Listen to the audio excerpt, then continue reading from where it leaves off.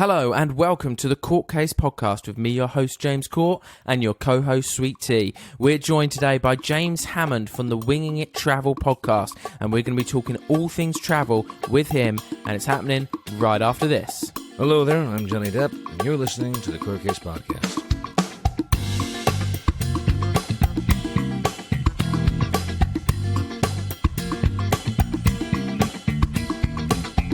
So, we're here in the studio today with James Hammond of the Winging It Travel Podcast. How are you doing, James?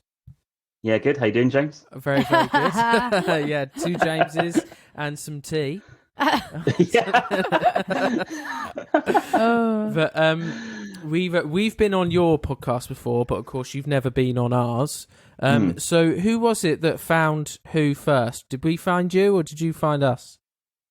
That's a fantastic question. I reckon I found you, but I don't know how. I couldn't tell you how. Yeah, I know. It's been but too long. I probably took a punt because you may have done an episode that just piqued my interest, maybe like subject-wise. And as soon as I heard you guys, I was like, oh, yeah, I was pretty hooked. I was like, yeah. I just like the way you speak to each other and you break things down and make it fun. And yeah, so I was kind of hooked from there on. Oh, I appreciate that. And me and T are huge travel fans. We don't go on holidays near enough, but we love the idea of traveling anyway. So your podcast is fully up our street as well. But nice. Yeah, I wanted to try and combine the two today. So we're going to be talking about some solo backpacking stories that have gone wrong. And we're also going to be talking about some of your travel stories as well. And I wanted to start off with that. So first, just tell us what your podcast is about for the listeners. Yeah, my podcast is more, I'd say, medium long term in terms of time. So, or short form, medium long term form. So, like in terms of a lot of travel podcasts are half an hour, which is fair enough because they want to get to the point. But my premise is I want to get a deep dive into the traveler, more behind the scenes of like why they're traveling, why they go to certain places, what they're kind of looking to seek when they travel. So it's more of a conversational, chilled vibe, a lot of stories, tips, and I do have the occasional professional, if you like, travel writers, travel journalists. Yeah. But no one is like higher than anyone else. I just want to hear their story and where they've traveled to, and trying to make it a bit fun. Yeah. Wicked, that's good, and it's made for some great podcasting. Yeah, it's been some interesting stories, and some interesting, I wouldn't say expeditions, but like different types of travels, should I say? Yeah, I've heard some things. What would you say is your favourite or best episode that you feel you've done? I hate favourites, but I will pick a few out for you. I like Johnny Bilby coming on to my podcast. He owns the travel company Wild Frontiers, right? And bit of a tragic story. He lost his wife when traveling in India in the early 90s. Oh wow! Then went on a 10-year journey of just traveling around the world. I think he married like an Algerian princess. He was horseback riding in Mongolia, Silk Road, all this stuff for 10 years. That's amazing. Wrote 3 books. Yeah, he's just got so many stories, and I could have talked to him all day. That's so cool. Yeah, that is really interesting. What's the episode called, if anyone wants to check it out? Do you know? All my episodes are called Traveling With. So that'll be Traveling With Johnny Bilby. And I think I normally list the countries so you get an idea of what we're talking about. Wicked, that's good. Concise. We like that. Yeah, consistency. Yeah. So, solo backpacking. The reason I've chosen that as a topic is because I've seen it in the news a lot recently. I've got a friend whose little sister is out solo backpacking in Mexico at the moment, and her mum and dad are worried quite a bit. They're constantly it's quite a place phones. To go, isn't it? It is, yeah. I've heard some gnarly things, especially on your own. Yeah, I know exactly. But they downloaded that Life 360 app, the parents, so that they could track where she was going. Good idea. Because they were so worried. But she's been out there a few weeks now, so I think they're feeling a bit better about it. But there's a few like news stories, like there's some that I've got for later about people going missing or getting murdered or stuff like that. And I just wanted to know that you've been solo backpacking before. What was it like? Where did you go? Yeah, I've backpacking probably about in total 6 months, I reckon, of my travels in my life. Okay. And the first 3 months of that was probably around sort of like the northern part of South America into the Caribbean up to New York. So like a little arc up.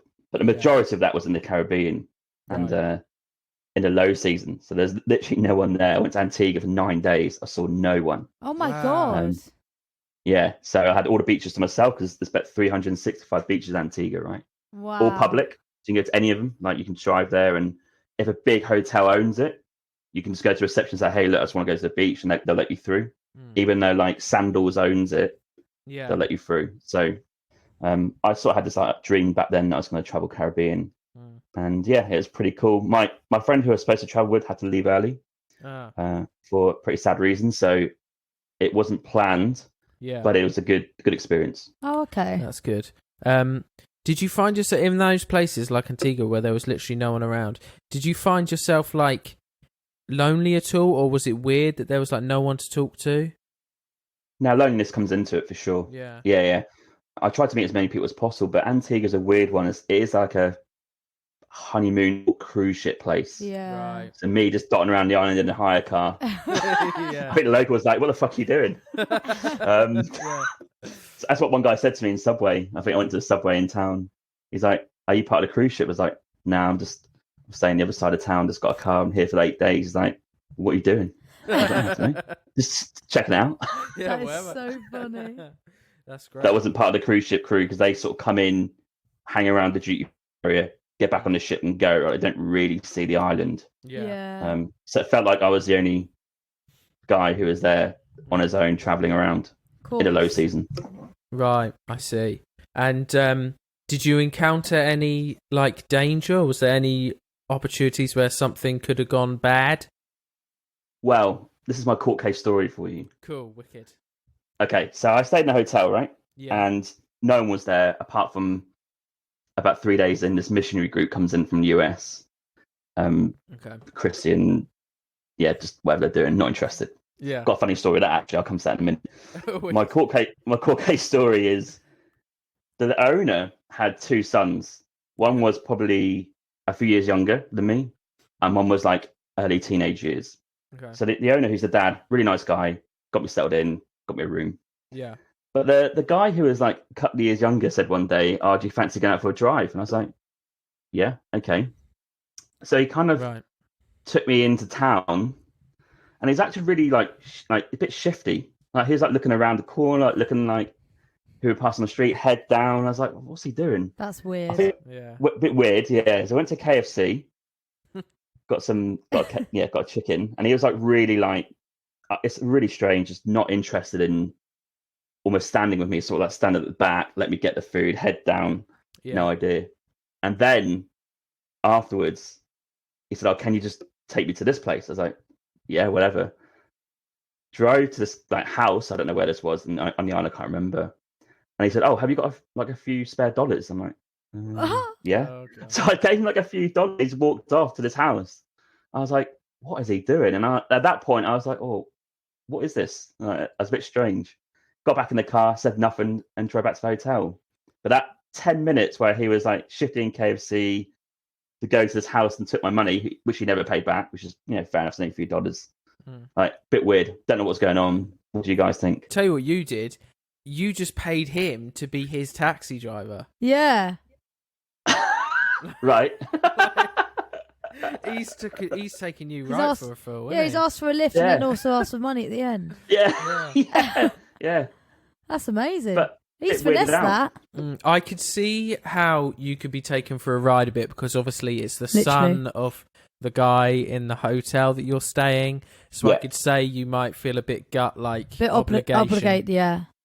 But yeah, that's very strange. Do you reckon you're the first person that he's done that to, just taking rides off of? I reckon now I am, because I think he maybe saw me just on my own, not really much urgency in my travelling because I was there for like 8 days. Yeah. I wonder if days in, I bet he was buying drugs from that house and he just needed a lift to it. Do you reckon? That's what I thought, maybe after reflecting on it. Yeah. So you didn't give him a lift back? No, I did. Yeah. You did? I literally waited for him to come out of the house. Yeah. Oh, right. How long was he in there How was he acting when he got out of the house? 5 minutes, like, real quick. Right. And he didn't... But Say nothing on the way back. Nothing at all. Nothing. Did you ask him anything? No, I felt a bit weird. A bit Right. awkward. Okay. Yeah, he must have. I might have thought it was KFC actually as well. Oh my god.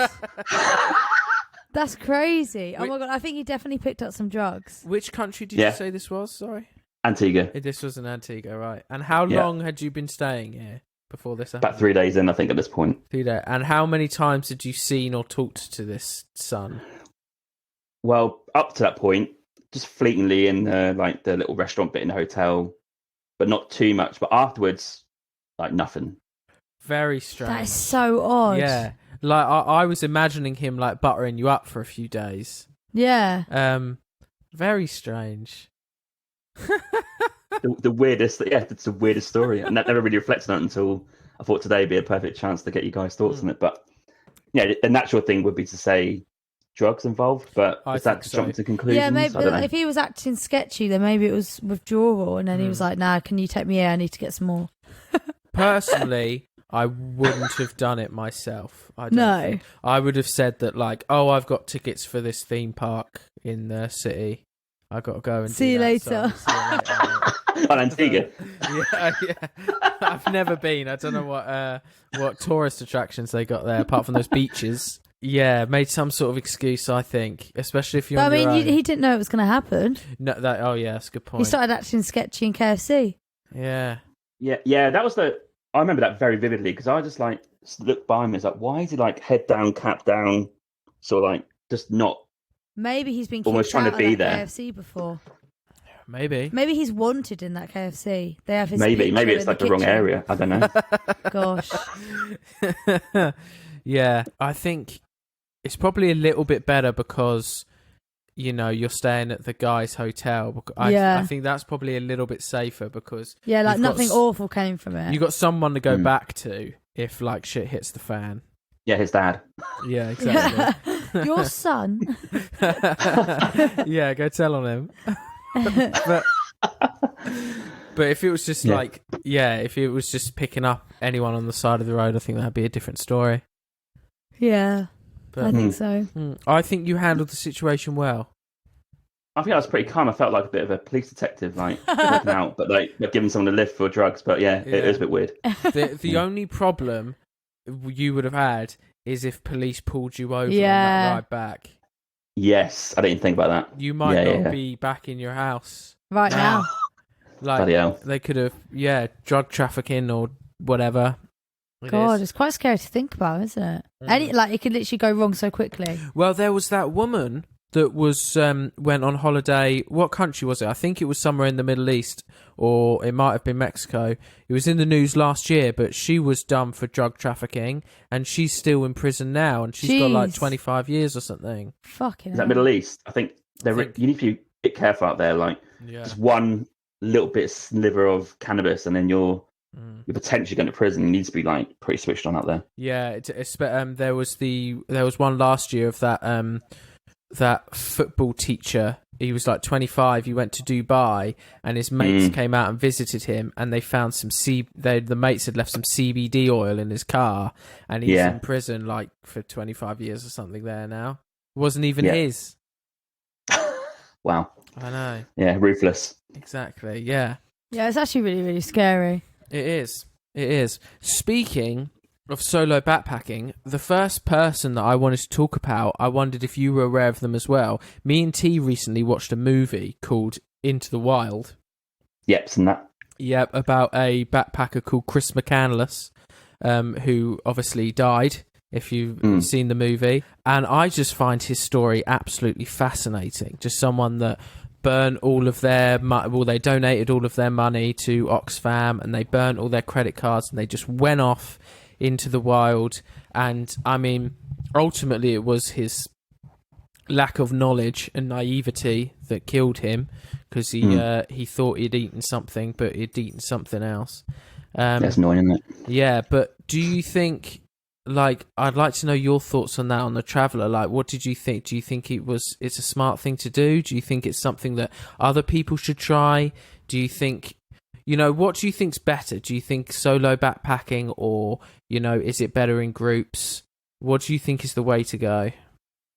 I first of all put him in the extreme traveller community. Yeah. Have you heard about this community, the extreme travelling community? No, tell us more. No, I haven't. These are a group of people who are hell-bent on going to every country and region in the world. Right. Oh, wow. And some of the most remote islands ever, like in South Atlantic, stuff like that. Yeah. And in a subsection of that group is what I would call like the danger or experience-driven travellers. He wanted to see, can he live in the wild? I think it's Alaska he went to, right? Or somewhere up there. Yeah. Can he live there and survive in the wild? But that's like an extreme thing. Yeah, he possibly could do. But then, he ate the wrong leaf and he died, right? So they're unique in the sense that they would be at the far, I don't know what left or right, but the far end of like weird people. Yeah. Interesting people. They go and do weird stuff, places that you probably never even heard of. But I think there's 4 categories. So they're one. Yeah. Then you've got the second category, which I think I'm in, where I constantly think about traveling and quitting jobs and going all the time. Yeah. Then you've got your people who are taking holidays but have a job or career. And then people who hate it at the other end. Yeah, that's true. I agree with that. So you need to be in the 2 middle ones, I would say. And the way to go and solo backpack. You learn a lot about yourself. And you learn how to get in situations and deal with them and get out of them. But go to safer places solo, I think. Yes, I think so. I would say I think we're in between 2 and 3. Yeah. Because we constantly think about travelling, but we like our jobs, so our travelling is mostly holidays when we can. Yeah, I mean, I think about quitting my job all the time and going travelling, so maybe I'm more towards 2. 3. Oh, 3. Yeah. Yeah, it's a tough one, right? Because I'll put this on record. Never really liked a job, so Put this on record. never been compelled to stay. Yeah, I get you. I mean, I suppose I like the job I've got now because I suppose I could travel because I could do my job from wherever.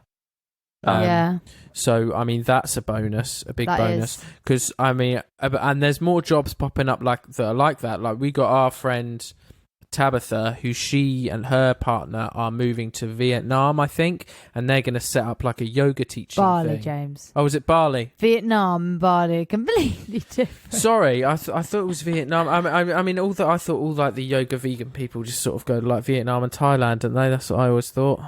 Bali, I was wrong. Apologies. Yeah, Bali's the hub. No, Bali's the hub. Yeah, of Bali is the hub. Those type of people. Right. Okay. Well, yeah, they're going to do that and stuff, and they're doing it a bit improvised because I think they've not got a place sorted for the first day they get there. Isn't that right? Yeah. Well, in the first week they've got Airbnb. Yeah.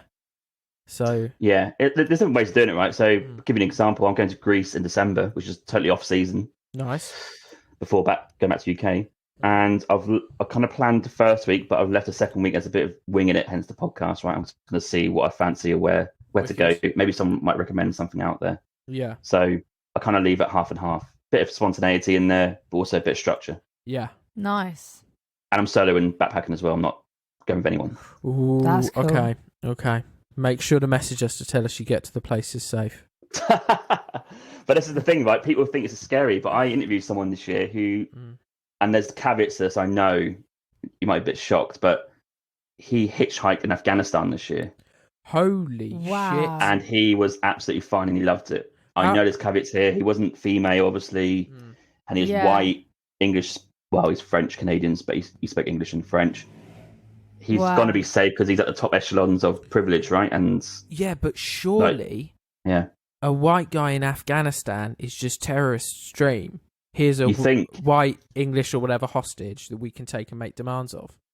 You think that, but he went to the Taliban headquarters in Pakistan before and said, hey, look, come to visit a country. Am I going to be safe? They're like, yeah, you'll be fine. We want you to come to our country and check it out. And he was absolutely fine. He was there for like 10 weeks or something. That's crazy. That's mad. How old is he? He's quite young. He's 23, I think. Oh my god! What did his family think? Did he face much resistance when he told them I'm off to Afghanistan? Well, I can't say his name because his family doesn't know a lot of what he does. But he's in the Congo. He's in the Congo at the minute. Oh wow! Hitchhiking, and his family. Well, I spoke to him about a month ago or 6 weeks. Didn't know because that's in the midst of maybe some troubles politically. Yeah. But he said he would get 2 or 3 weeks in and then say what he's doing because they don't know. There's no anticipation that he's going. He's there. Yeah. He's doing it. Rip the Band-Aid off. Interesting. Yeah. That's such a random place to pick. He loves his war-torn countries. Yeah. Yeah, he went to Sudan as well. He hitchhiked through Africa, so start Egypt all the way down to Sudan. Is it And like again? Yeah. Is it like an adrenaline thing? Do you think for him? Yeah. To be in those sort of He's on the almost extreme travelers. He's not there in terms of countries traveled, like in terms of numbers, Yeah. but in terms of the experiences he's going for, way out there. Right. Yeah. That's Damn. Yeah. I can. But he's all right. So, like, you can Yeah. say that. I know your friends' parents are worried about them, their daughter in Mexico, but it's going to be all right probably. But then there's always going to be a slight risk attached because she is female. But Yes. there's different caveats, right? But I think there is. more than not, solo travel is pretty safe if you're pretty sensible. Yeah, of course. Yes. Yeah. From what I saw from my research that I made today, a lot of the backpackers. Well, there were. It's sort of. It is mostly Americans. Yeah, but it's mostly young white women that are reported on. There are a lot of like men that go missing, but they don't get reported in the news as much. It's a thing called lost white woman syndrome. I think we've talked about on the podcast before. Oh, wow. Where basically, when anything happens to like white women, they're always reported more than black women, black men, white men. They're like the most reported. Wow, I wonder why. Yeah, there's some sort of media bias towards them. It's very strange. But anyway, it's mostly in Australia, is what I've noticed, is when the murders and the missing things happen. Missing things. Missing people, sorry. Like there was this one woman. I recognise that photo. Yeah, that's because this was last year. Grace Mullane. Oh, yes. I heard about her. She was 22 and she disappeared in Auckland. So young. On the 1st Oh, yeah, no, story. Yeah, grim. Yeah. The man cannot be named for some reason. Why are they protecting him? Yeah, I know. He's quite young, isn't he? I think. This was New Zealand. Yeah, I know. Which is like one of the safest countries I've ever been to. Yeah, the Prime Minister, she gave a press conference about it and she said that she wants to apologise for Grace's family. Your daughter should have been safe here and she wasn't, and I'm sorry for that. Oh. Yeah.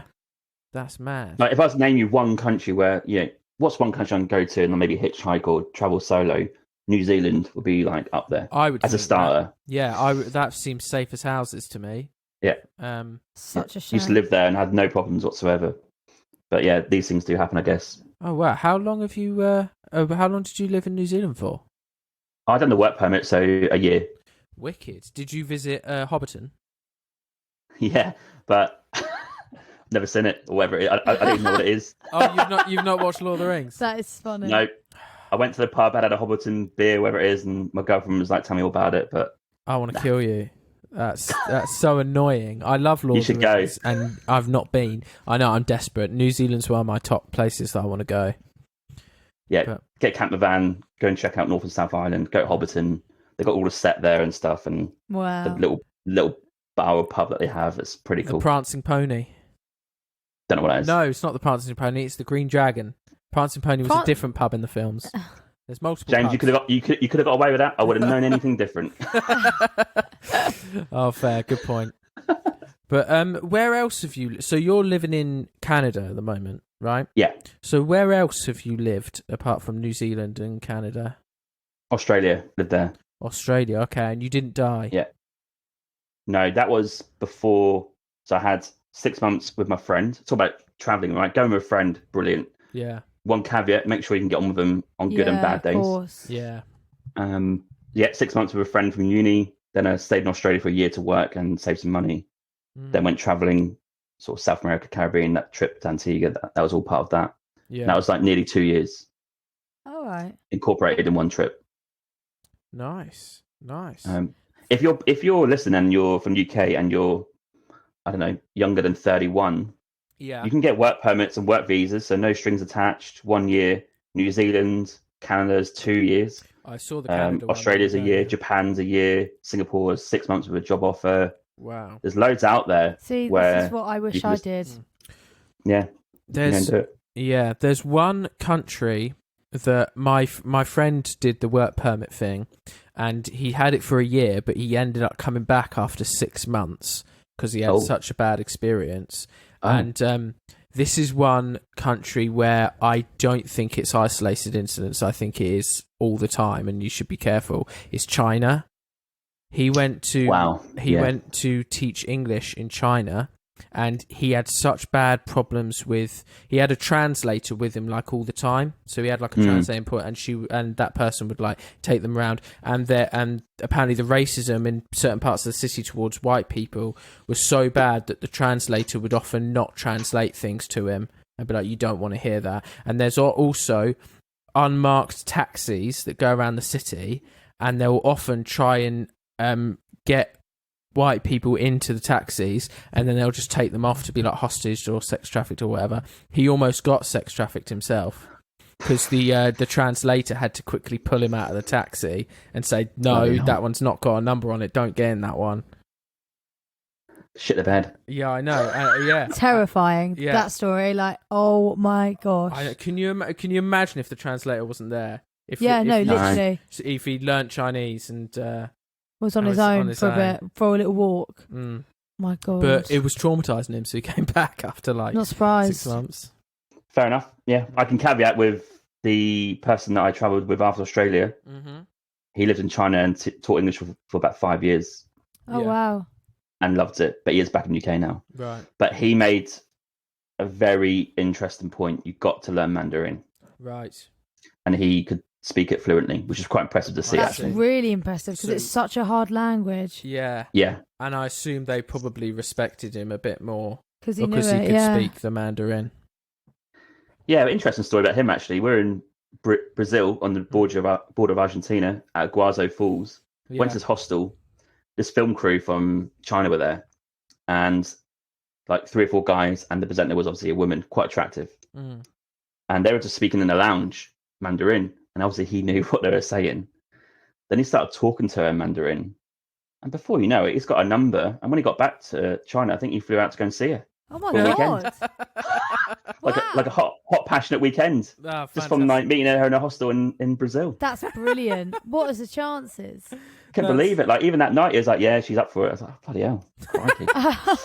That's so cool. Oh dear. Yeah, unreal. Impressive to see when you speak a different language and yeah. So basically, learn a language and you can get laid whenever. It's interesting how different experiences people have. Like he's had a complete opposite experience in China to like what my brother's friend has had. It's just mental. And like you said, the Afghanistan one is still flooring me. I'm still like so surprised about that. But what would you say is the worst place or experience that you've had traveling? I think the worst experience I've had where I felt maybe a bit fuck what I'm going to do was probably in Laos when I was at the border. Is that Vietnam? That's in between Vietnam and Thailand, right? Right, yeah. If you look at a map. So we came into Laos from Vietnam, right, across, got through that border seemingly fine, got my visa on the bus into Laos, not a problem. Yeah. Coming out to Thailand, you cross the border, which is the river, and you have to get a boat across and then go to the border, right? So we come to the Laos side. I was thinking just normal here, like it's a normal border crossing. Got to this window and this guy was like, took my passport and he started speaking to me in Laotian. I don't, not a word in Laotian. And I thought, okay. And then he started to get a bit angrier because I wasn't really responding. Yeah. And I wasn't proud of this, but it kind of went up to a bit of a slanging match. And I told him, do you know what, mate? Fuck off. I'm gonna cross to Thailand. I'm gonna walk off. Yeah. Like real young, bit stupid of me. Not proud of that. Took my passport, went across the boat, across the river to Thailand. Got to Thailand border. Bit more professional in Thailand. And he says that no, can't come in. I was like, what do you mean? He goes, no stamp. I said, what do you mean no stamp? He goes, you haven't got an exit stamp out of Laos. Right. I was like, oh, fuck. And then got back on the boat. Just before I got back on the boat, my friends gave me a wad of cash and said, you might need this, dollars and Thai baht. So maybe like, I don't know, $200 or $300 I had in my pocket. Went back across on the boat. And as soon as I got off the boat, I had an England top on, so it wasn't great. As soon as I got off the boat, 4 guys, like this captain guy, I'm a guy, and 3 of his mates just pointed me out and marched up to me. I was like, oh, fuck, what have I done here? And just took me to the office at the back of this border crossing. Yeah. And I went into this office and there was 3 of them and the guy with the gun, and they were sitting there watching snooker randomly, UK snooker championships. And I went in, and the army guy explained that, well, he accused me of coming to Laos illegally. I said, what do you mean? He goes, you haven't got a stamp into Laos. Right. Now, the caveat here is when you get to the borders, they're not signed in English. Well, back in those days, they weren't in 2013. So I must have just walked through and just missed it, like genuine mistake. Yeah. But now it's like a game of like, how the fuck do I get out of this? Like, he's kind of like demanding stuff. He's accusing me of stuff, and that was pretty scary because I bet I was quite stubborn, and I was like, no, I'm not gonna pay. I'm not gonna pay any money. So how did you get out of that situation? Well, I had to pay money. I had to weigh it up. So the only saving grace is after half an hour, they weren't budging, and they're goading me because the stamp for the passport was there next to my passport, and he wouldn't do it. I was like, just put the stamp in the passport. He's like, no. I was like, okay. So then I said, all right, how much is it going to be then? And he gave me a price of $60 in US. Mm-hmm. And then the conversion in Thai baht. Now I was doing the maths in my head. I was like, God, if I pay Thai baht, I save myself $7. So just gave him Thai baht, and then instantly, as soon as I gave him the Thai baht, bang, stamp on the passport, got let out. My gosh! But I was cornered for like half an hour, and I couldn't get out. Christ, that's really scary. My friends were across the border waiting for me, like they were already in Thailand. So I was literally on my own. How old were you then? 23 at that point. Oh my gosh, that's so young. That's scary. Yeah, that would scare me, to be honest. Yeah. I'd just end up freaking out. Yeah, I was trying to keep it together. Like I was trying to talk to them about snooker on the TV. They weren't really interested. Like Ronnie O'Sullivan, he's great, isn't he? Like, yeah, hey, look over there. Okay. And then run. Look at the snooker. or grab the stamp and then go. Yeah. Yeah. Then leave the passport. Yeah. Oh shit. Oh dear. Damn. Okay, fair. And so you said that you're coming to England soon, is that right? Yes, I am. Is that for funsies, or is there like reasons? I'm coming to England in December after Greece. Very nice. For 6-7 days for Christmas. So I'll get back into UK 23rd. Right. And I'll probably leave and come back here on the 29th, something like that. Very nice. And then I'm back in UK in February. Early Feb. Nice. Oh, Well, nice. how long will you be here in February? Probably 2 and a bit weeks, I reckon. Nice. Okay. And what area of the UK will you be in? Will you be near us? I would be visiting Brighton. Oh, so come on. I told you before that I think we've got a few friends that live down there. So in Hove and stuff. Yes. So we will be visiting. So I'll be hitting you guys up. Decent. 100%. Yeah, because Christmas we probably wouldn't have been able to, but February would be perfect. And, and we're in no rush, so we'll probably be down there for like 2 or 3 days. Love that. Yes, and we'll go for a night out, and then we might even record something. Do you know what I'd love to do if you're up for it? Is like an actual video recording. You know, like I said before, you guys went on to a video podcast where it's like proper studio and stuff. Yeah, let's get a studio. Love to see one of those somewhere. Well, if we contact each other further enough in advance, me and T can sort out booking a studio somewhere. Yeah. Yeah, we can, like, if there's a cost to it, we just go thirds, like, or halves, whatever. That'd be wicked. Yeah, one that you can post on yours and we can post on ours, a joint one. Yeah. That'd be insane. That'd be wicked. You can tell us. And my YouTube's up and running now, so it'll be straight on there. Perfect. You can tell us all about your travels through Greece and beyond. Yeah, that'd be awesome. Yeah, love that. But yeah, I'll be based loosely in Norwich. That's where I'm from. But yeah, okay. We'll be traveling around seeing Emma's friends because she has a lot of friends that are not in Norwich. So. Right. Nice. Got you. Nice one. Well, I think to finish the sort of interview podcast off, out of all of the places in the world, where's the number one place that you want to go, like top of the bucket list? That I've not been to? Yeah, that you've not been to yet. I'm in the sort of throes of organising a trip to Bhutan at the minute. Right. What's in Bhutan that you want to see? Great fact about Bhutan, they're the only country in the world that's carbon negative. Oh, wow. Jinx. Yeah. Must be a good fact. Yeah. Oh dear. That's funny. Yeah. But there's a caveat to them. You can't just turn up and wing it. You have to book in advance because they only let a certain amount of people in per year. Damn. Or per day, if you like, but it obviously prorated per year. So you have to go through a very select amount of tour agencies. But they're throwback to the old days of what it would be like traveling in Southeast Asia. You'll have to briefly change the name of your podcast. Yeah, what would I call it? Planned it. Or couldn't wing this one. Yeah. Planned it travel podcast. Yeah, that's quite a good one. That's got a ring. Yeah. Well, it was amazing to have you on. Thank you so much, James. No worries, it's been an absolute pleasure. Love obviously speaking to you guys. Yes. Whenever really. So yeah, and hopefully February would be pretty exciting. Yeah, I'm really excited for that. And how can all of our listeners find you? So podcast is available on all the classics, Spotify, YouTube, Apple Podcasts. So We Know Travel Podcast, chuck that in there for a search. And social media wise, I'm on all of them. The YouTube Shorts, TikTok, Instagram. I barely touch Twitter or Facebook, but I am on there. And you can email me at jameshammondtravel@gmail.com. Wicked. And I have a sister podcast called the Trendy Coffee Podcast, which is more YouTube based. Yes, I've heard about that. Yeah, I've seen that pop up. What is that one about exactly? Yeah, this is more structured, if you like. I just go around to random cafes that I've not been to, video them, talk about what they offer, the coffee, what they offer, what type of coffee, the surrounding area, opening times, vibe, prices, and then short, 6-7 minutes on YouTube. Yeah. The idea is it'd be traveling. I'll be doing that. If only you were getting money for advertising them. I'm not interested in money for that point. Oh, a free coffee would be nice though.